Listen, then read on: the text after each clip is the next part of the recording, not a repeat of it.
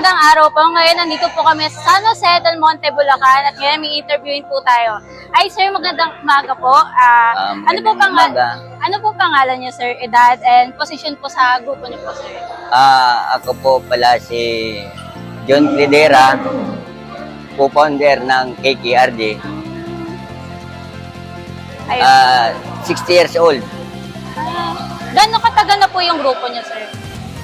Ngayon, this coming October is 3 years, pang 3 years namin. So, mag-anniversary na din po pala kayo. Mag-anniversary kami. Marami rin kasi almost 28 chapter kami. Luzon and Metro Manila. Kaya siguro mga almost 300 make. Okay. Ano po yung mission ng grupo niyo, sir?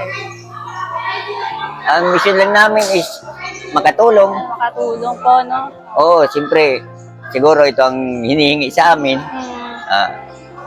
Tutuloy-tuloy na namin sa pagtulong. Ang mission namin talaga is yung makabigay ng financial problem.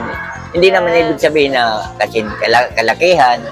May maibigay lang kami, kahit maliit. Ayun nga po. Last question ko po, ano yung pinaka-best memory niyo po na ginawa niyo pong event po sa grupo niyo po?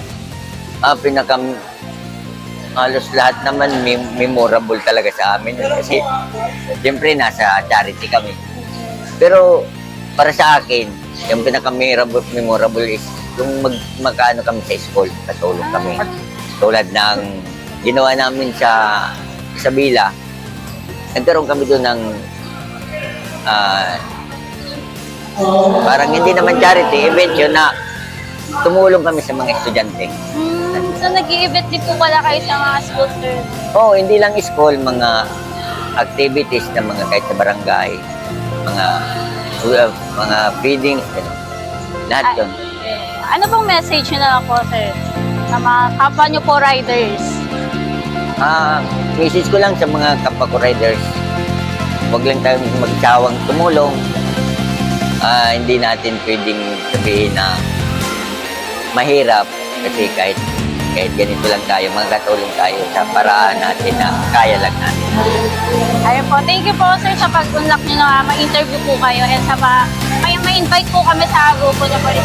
Honor po namin yun. Sa Power Tire, sa pagbibigay sa amin ng suporta. Sana tuloy-tuloy din ang pag-unlad ninyo, hindi lang sa amin. Sa iba.